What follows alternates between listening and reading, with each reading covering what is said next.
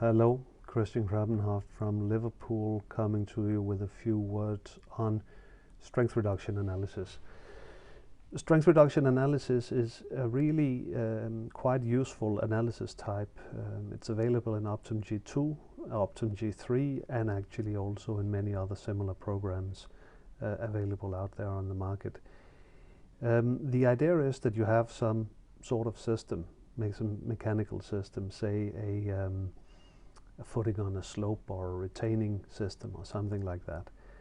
And instead of increasing the loads, the external loads, if there are any, suppose there are, instead of increasing the external loads to induce a state of collapse, you decrease the material strengths until you get to a point where the structure is right at the boundary of stability and instability. And the amount by which you have to reduce the strength to get the system to fail is then, you could say, a measure of the safety of the system. So, but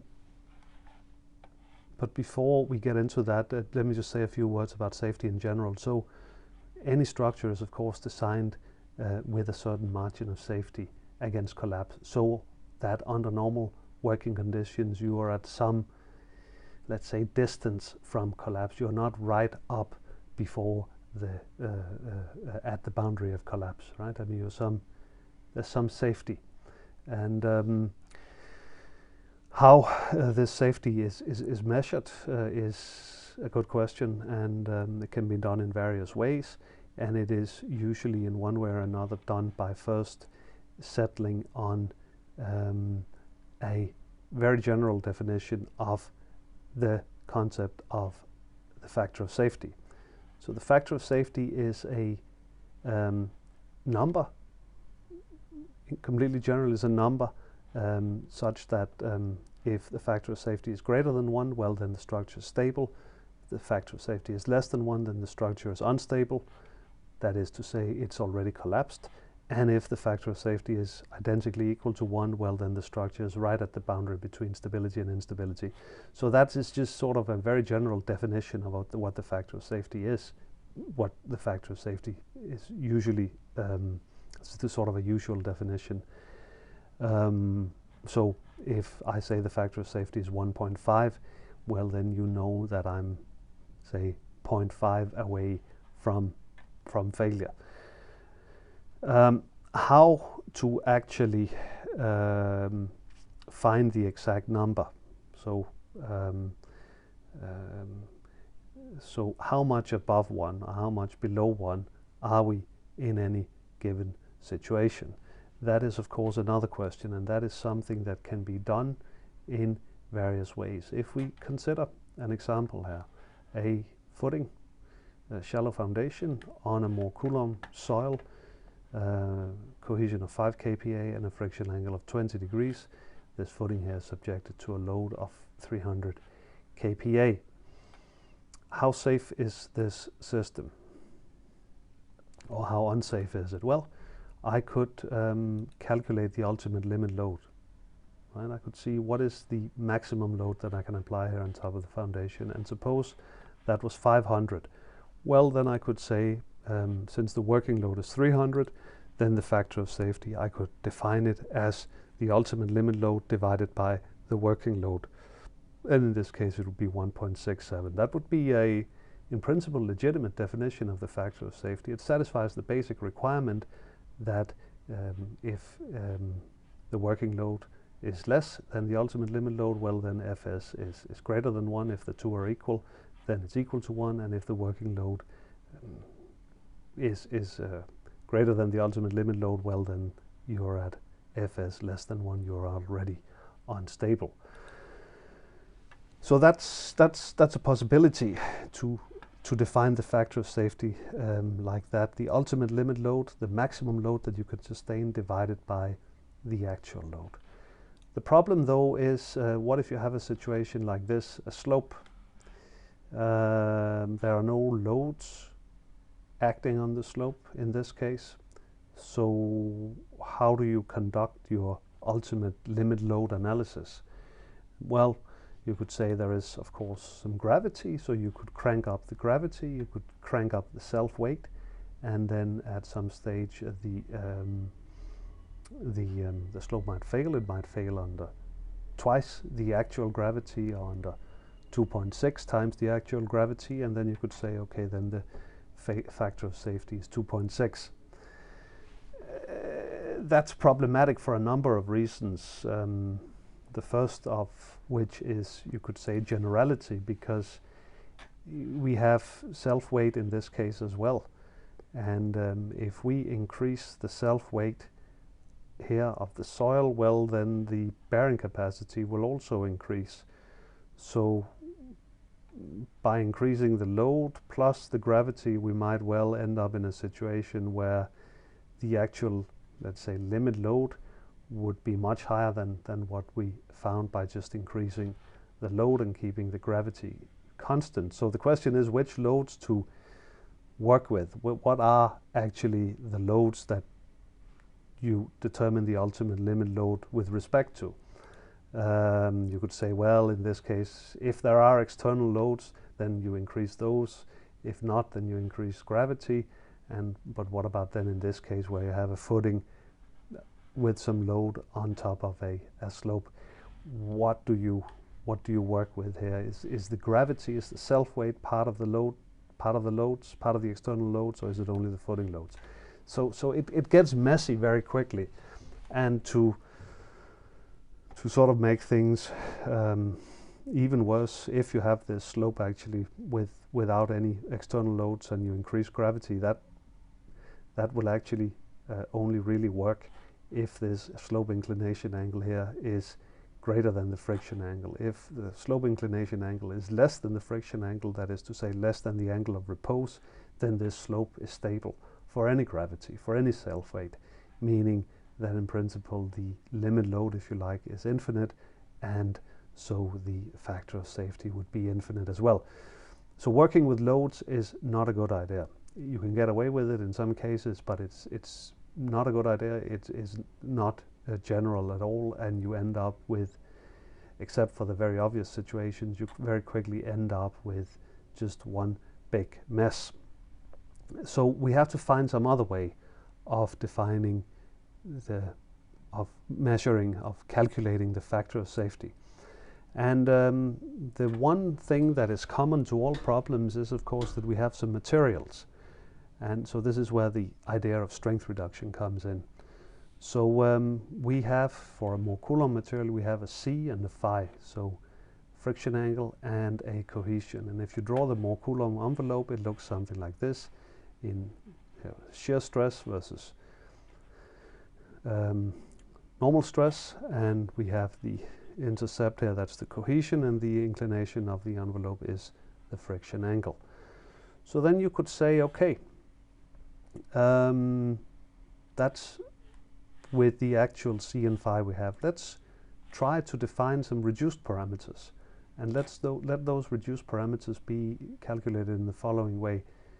Take the actual C divided by a reduction factor R, then you have a C reduced, and you could do the same with phi, but usually what is done is that it's actually tan phi that's reduced, so not the friction angle but the friction coefficient. So tan phi is somehow a more, let's say, objective measure of the frictional resistance.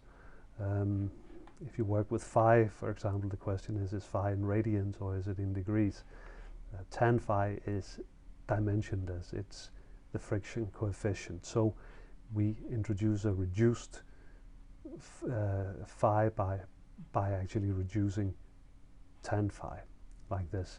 So then we have some but that's some subjective choices that don't really have anything, or that doesn't really have anything other going for it, and it is sort of reasonable. Could be done in other ways as well, but this is what is usually done. So introduce these reduced parameters and then ask yourself, is the problem stable or not? So if we were to draw these reduced parameters or to plot this reduced to more Coulomb or more Coulomb envelope with reduced parameters, if we were to draw this, it would look something like this. So this would be for an R of about, say, 1.5. So we've reduced C by 1.5 and tan phi by 1.5. So we have the red line here. And so we basically decrease the strength domain. So we could ask again, or we could ask, is the problem stable for this reduction of the parameters? If yes, then we could say, okay, so let's try to reduce them even further. Is it still stable? Let's suppose that the answer was yes again. Then we would perform yet another reduction to, say, R equal to 2.5. And we could then say, okay, now the problem is actually not stable anymore. So then we could reduce it to 2, say 2.2, and we could say that at 2.2 we are right at the brink of stability and instability. So the idea is adjust the original parameters in such a way that you get to a point right at the boundary between stability and instability, and the reduction factor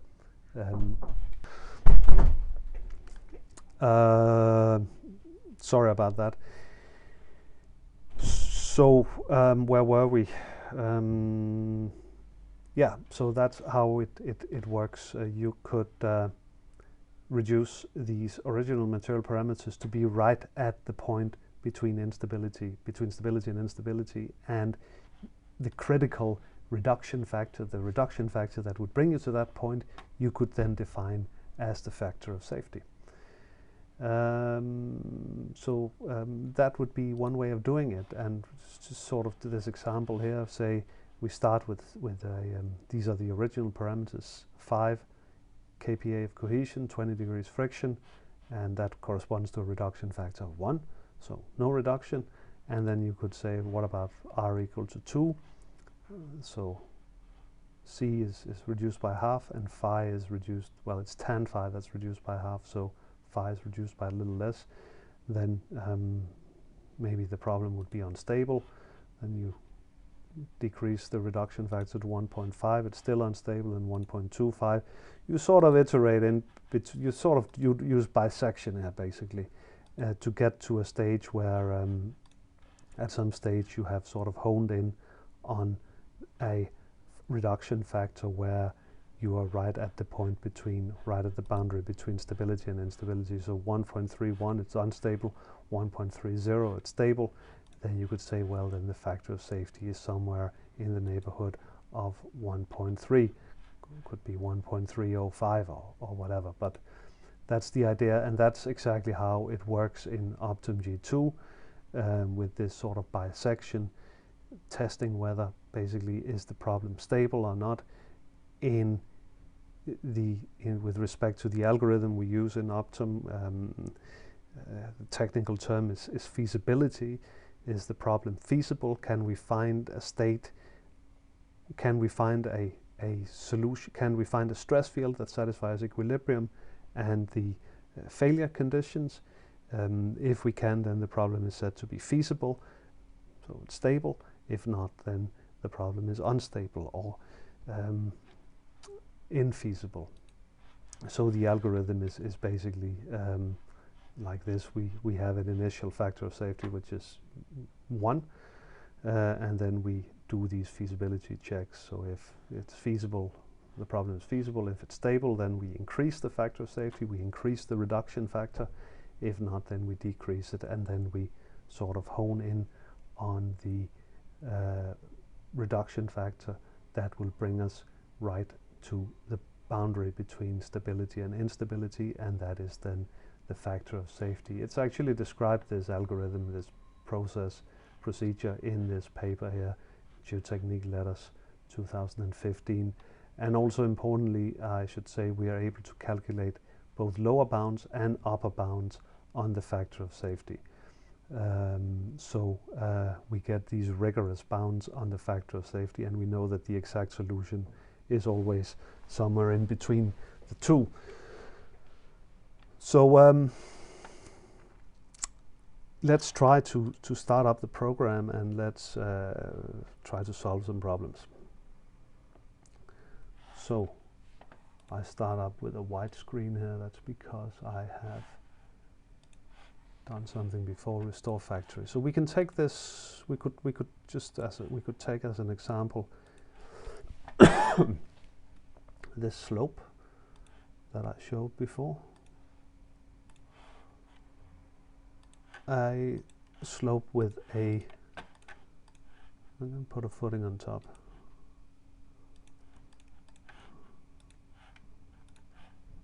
Rigid material, let's make this firm clay MC, so C of 10, friction angle of 20, and standard fixities, and put some load there.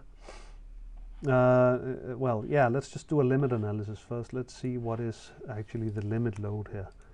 How much, keeping the gravity fixed of course, how much can I increase the load by? Or what is the load multiplier basically? So that seems to be something in the neighborhood of 300 kPa that I can put on top of the foundation here, and this is basically how it fails. Nothing too surprising about that. So I could then set up another problem. So I know the limit load is 300. So I could say let's have not a multiplier load but a fixed load of 200 kPa up here. Well, then then you could say with a factor of safety would somehow be 300 divided by 200, which is, it was 1.5. But we discussed that wasn't really a very good measure of the factor of safety. So let's try a strength reduction analysis where we would then reduce the C and tan phi to bring about a state of collapse. And we can use mesh adaptivity here as well. And here you'll see then the iterations as I showed you before. The reduction factor, we started with a reduction factor of 1, so no reduction. It's stable, the problem is stable. Then 2, it's unstable, 1.5 still unstable, and so on.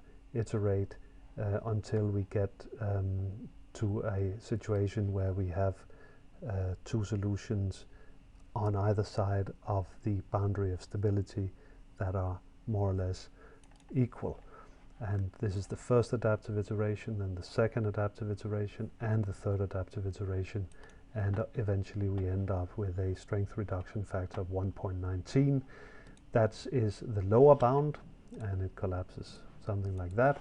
We can calculate, of course, an upper bound, and it works exactly in the same way as limit analysis, simply by changing the element type. So 119 was the lower bound. 1 something is going to be pretty similar for the upper bound.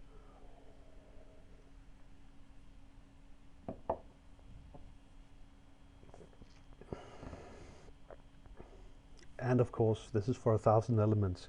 Of course, this analysis is rather more time consuming than limit analysis, because it's basically a sequence of limit analysis. This feasibility check, is the structure stable or unstable, is kind of like similar in terms of time consumption to a single limit analysis. So it's something like 20 limit analysis actually we've conducted here, instead of the standard 3 that would be required each for one of the 3 adaptive iterations. So quite a bit more expensive, but you know, that's life sometimes.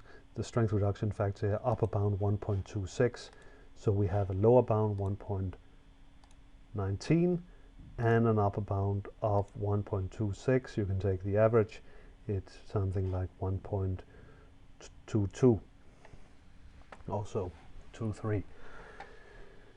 So that was one example. A second example is, let's suppose we had somehow some sort of retaining, sort of sheet pile wall. We could put that down like this, so 16 meters, and we would say it's in sand, medium sand. Do some standard fixities, and then let's have a sort of a deep excavation like that, 13 meters of excavation, and let's have a fixed end anchor somewhere up here.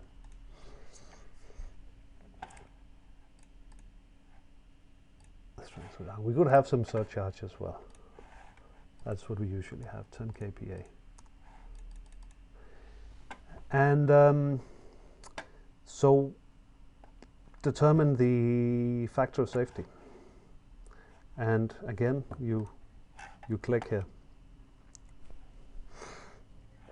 Now this is for a very coarse mesh, so a lower bound of only about 1.12, and this is how it collapses. You can see the moment distribution here, bending moment distribution. You're at 731, and the yield moment is actually 800 kilonewton meter per meter. So one thing I didn't say that I'll say now is that you'll see here under strength reduction, some of the stage settings under strength reduction. It's the number of elements, the element type, time scope, long-term, short-term, and then reduce strength in solids, and there's another option which is structs. So solids is the default, and with solids we reduce C and tan phi, as I've just explained. If you choose structs, well, then what is actually reduced is the strength, the structural strength. So the 800 here, and also the strength of the strut of the fixed end anchor. The strength is 300 kilonewtons with a spacing of 1 meter. So so you have the possibility to keep the strength here in the soil constant, and then reduce the strength of the structs to bring about a state of collapse, or vice versa. Right. So if I choose reduce strength in structs, well, what will happen is that I will perform a strength reduction with respect to the structural elements, so fixed end anchors and plates, or geogrids if that's relevant. And you can see now the failure mechanism is actually kind of it's slightly different, right? I mean, we now have failure in the wall here, so we reduce the strength of the wall, and you'll also see, interestingly, that the actual strength reduction factors, or the factors of safety that I get out of the two analyses, are rather different. So 1.12 for reduced strength in solid, so in the soil, C and tan phi, and 1.43 if I reduce the strength in the structural elements. So quite some discrepancy between those two numbers, even though they both mean the same thing, that they're both above 1, meaning that the system is stable and there's some margin of safety as well.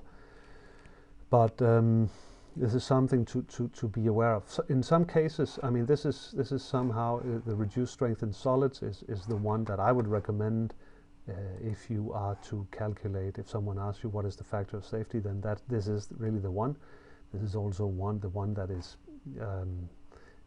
let's say compatible with Eurocode 7, with the partial factor system, whereas this one here is not, at least not directly, and I can't really recommend this trick. It's sometimes useful to perform this analysis, just to see how much can I actually reduce the strength of the